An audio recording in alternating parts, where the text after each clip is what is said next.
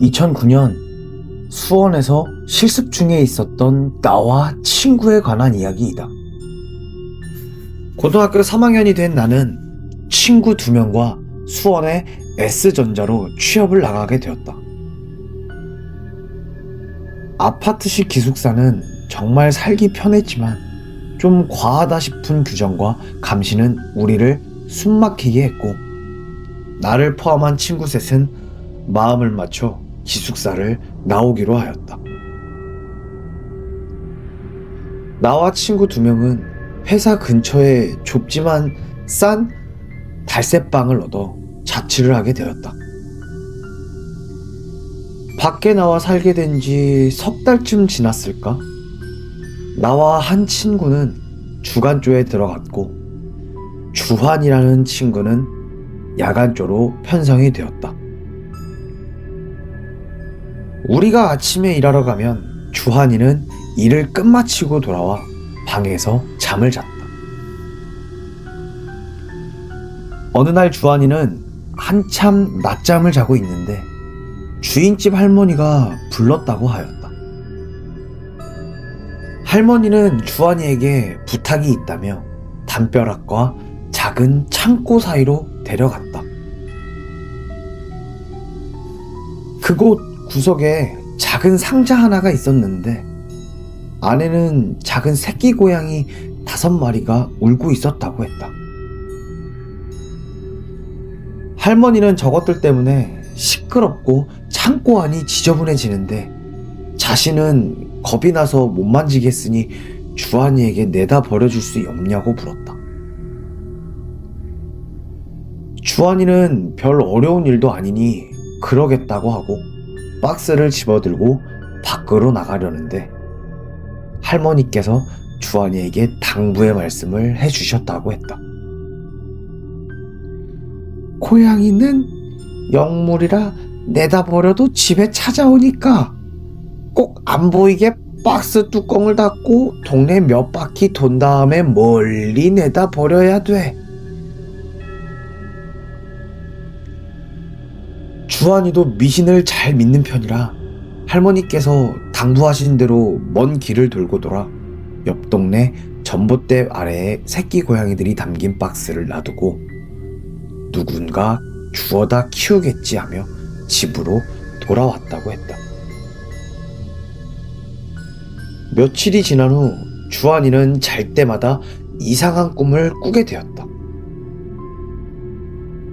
웬 머리는 산발을 한 시커먼 여자가 피눈물을 흘리면서 자기에게 기어오더니 알아듣기 힘든 저주 섞인 말을 내뱉으며 목을 조르는 꿈을 꾼다고 했다. 꿈속에서 목을 졸려 의식을 잃어갈 때쯤 주환이는 꿈에서 깨어났고 집안은 난장판이 되어 있었다고 했다. 자취생활에 워낙 없는 살림이라 난장판이래봤자 옷가지랑 책 몇 권, 냄비 몇 개랑 잡동사니들 뿐이라 그렇게 티도 안 났지만 그냥 악몽 때문에 몸부림치다가 어질러졌겠거니 했다고 생각했다. 하지만 시간이 지나자 이야기가 달라졌다. 주환이가 잠을 잘 때마다 물건이 부서지기 일쑤였고 옷가지는 누군가 찢어놓은 것처럼 갈갈이 찢겨져 있었고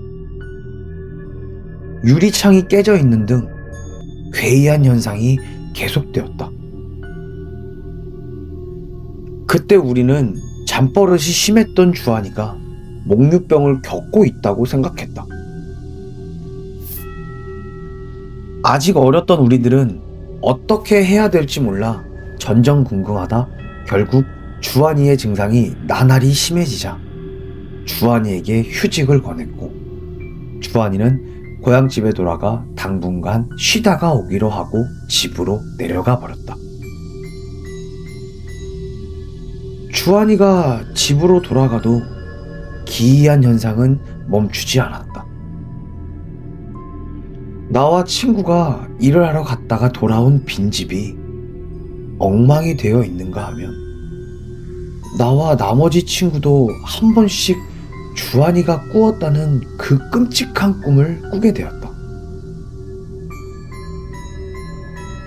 이사를 가고 싶었지만 우리의 수입으론 그 집처럼 싸고 회사에서 가까운 곳을 찾을 수 없었다. 그렇게 우리는 울며 겨자 먹기로 계속 살 수밖에 없었다. 며칠 후 주말을 맞아 나는 역 주변의 번화가로 아는 형들과 술을 마시러 갔고, 친구는 피곤하다며 집에 돌아가 일찍 잠이나 잔다고 하였다.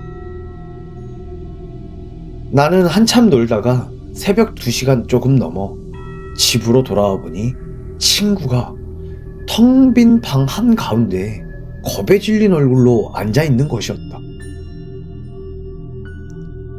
야, 너 왜 여기 이러고 있어? 무슨 일 있어? 아니, 자고 있는데 그 씨발년이 또 꿈에 나오더라. 목을 졸라대는데 꿈인지 생시인지도 모르겠고, 쌩 몸부림을 치다가 잠에서 깼거든. 근데 잠에서 깼는데도 숨이 안 쉬어지는 거야. 그래서 기침을 했는데 내 목구멍에 이런 게 막혀 있었어. 친구가 가리킨 곳을 보니 한 뭉치에 검은색 짐승의 털 같은 게 있었다. 다음날 날이 밝자마자 나는 주한이에게 전화를 걸어 혹시 짐승들한테 해코지를 한 적이 있냐고 물었더니 놈은 그런 적이 없다며 펄펄 뛰다가 한참 곰곰이 생각하더니 혹시 하며 할머니의 부탁으로 내다버린 고양이에 대한 이야기를 해주었다. 나와 친구는 주한이가 고양이를 버렸다던 그 장소로 가보았다. 그곳엔 주한이가 버린 박스가 그대로 있었고, 누군가 데려다 키우겠지 하던 주한이의 바람과는 달리 박스 안엔 2마리는 어디로 갔는지 보이지도 않고 죽은 지 여러 날 되어 보이는 3마리의 새끼 고양이 사체가 있었다. 그리고 그 새끼 고양이들의 어미인지 아닌지는 모르겠지만 박스 멀리에서 어슬렁거리며 우리를 주시하던 검은 고양이 한 마리를 보았다. 나는 고양이 사체가 든 박스를 가져다 산에 묻어주려 했으나 공장 단지라 근처에 산이 없어 흙으로 된 길가 어느 나무 밑에 박스를 묻어두고 집으로 돌아왔다. 그 후로는 흉측한 꿈을 꾼다거나 하는 일들은 없었지만 공포스러운 기억 때문에 한동안 힘들어해야 했고, 주한이에게 전화를 걸어 이러저러 했던 것 같다고 설명을 해주자 당분간 쉬다가 올라온다던 주한이는 2번 다시는 수원에 오지 않았다. 그날 이후 나와 다른 친구는 주한이를 더 이상 만나지 못하였다. 그리고 나도 얼마 후 개인 사정으로 인해 그만두었다가 다시 재취업을 해서 그 집을 얻어 살게 되었다. 주인집 할머니와 대화 중에 들은 얘기로 할머니도 그 무렵 고양이 무리가 자신의 몸뚱이를 갈기갈기 물어 뜯는 꿈으로 한동안 시달리셨고, 꿈을 꾸고 나면 이상한 몸살로 고생을 하셨다고 했다. 나는 그 꿈에 나왔던 시커먼 여자가 그 고양이들의 어미일 거라고 생각했다. 나 역시 중학교 3학년 때 고양이를 잘못 건드렸다가 불길한 일을 당한 적이 있기 때문이었다. 이 글을 읽으시는 분들이 계신다면 당부하고 싶은 말이 있다. 말 못하는 짐승이라고 절대 함부로 대하지 말아야 한다.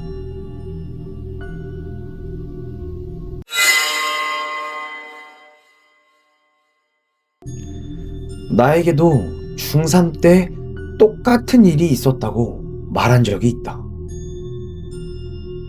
중학교 3학년 여름방학, 아버지는 일을 가시고 어머니는 장사를 하러 가시고, 그때 형은 인천에 일을 하러 가서 그때 키우던 개들은 형이 혼자 지방 생활을 해서 외롭다며 2마리 모두 다 데려가서 아침부터 저녁까지 집에 남는 건 나밖에 없었다. 자연스레 방학 내내 친구들은 우리 집으로 모여들었고, 우리 집은 사춘기 소년들의 탈선 현장이 되어버렸다. 무더운 여름 한낮 친구들과 비디오 게임을 하면서 놀고 있는데 우리 집 대문을 두드리는 소리가 들렸다. 대문으로 나가보니 옆집 아줌마였다. 이사 온 지 1년 조금 넘었는데 그 집에 개념 없는 딸들 때문에 우리 집과는 사이가 좋지 않은 터라 나는 반갑지 않은 얼굴로 무슨 일이냐고 물었다. 대뜸 아줌마는 내게 시간이 있으면 아주 간단한 일 하나를 도와줄 것을 부탁했고, 그때 나는 그런대로 순진한 편이라 그러겠다고 대답했다. 아줌마는 우리 집과 자신의 집 사이로 난 좁은 틈 사이로 나를 데려갔다. 그곳엔 한 마리의 노란 줄무늬의 새끼 고양이가 있었다. 아줌마는 이 고양이 때문에 너무 시끄러운데 가족들 중 동물을 만질 수 있는 사람이 하나도 없어 곤란하다며 좀 내다 버려줄 수 있냐고 부탁하였다. 나는 그러겠다고 했고, 그때 아줌마는 수원의 자취방 주인 할머니와 똑같은 말을 하였다. 고양이는 그냥 갖다 버리면 집에 찾아오니까 여기 박스 줄 테니까 안에 넣어서 저기 멀리 갖다 버려야 돼. 그 집은 소위 말하는 개독 집안인데 무슨 미신을 따지는지. 도와준다고 말은 했지만 좀 괘씸하기도 해서 고양이를 박스에 넣어 데리고 나가 대충 그 집 근처 아무데나 풀어주고 집으로 돌아와 버렸다.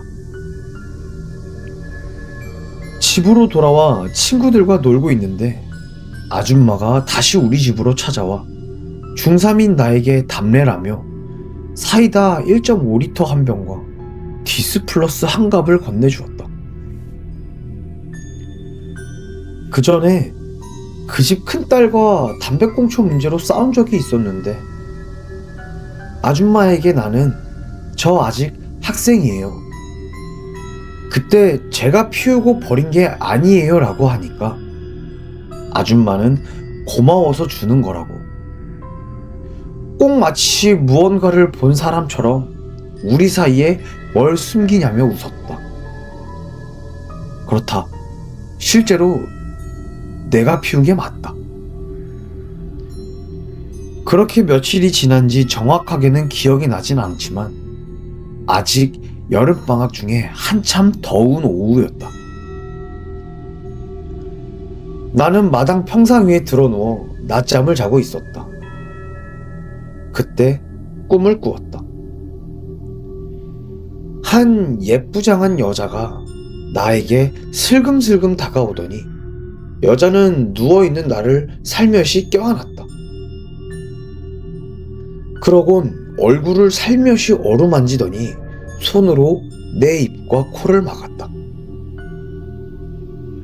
처음에는 살포시 손만 얹더니 점점 거세게 힘을 주었고 숨이 막힐 만큼 입을 틀어막는 것이었다. 그것도 웃는 얼굴로 말이다. 그렇게 나는 괴로움에 몸부림을 치고 있을 그때였다. 저리 안 가? 저 빌어 처먹을 놈의 새끼가 안 가? 당장 나가! 나는 큰 소리에 깜짝 놀라 자리에서 깨어났다. 멍한 얼굴로 주변을 둘러보니 아버지가 무언가를 쫓아내듯 소리치며 노한 얼굴을 하고 있었다. 정수야, 너 괜찮니? 네, 괜찮아요. 왜 그러세요? 어안이 벙벙한 나에게 아버지가 하신 말이 일이 일찍 끝나 집으로 돌아와 보니 평상 위에 자고 있는 내 얼굴 위로 얼룩무늬를 한 큰 고양이 한 마리가 꼬리를 말고 앉아 있었다는 것이었다. 지금 생각하면 정말 아찔하다. 원래 아버지는 저녁 9시가 넘어야 들어오시는데 원래대로라면 아마 나는 죽었을지도 모르는 일이 아닌가.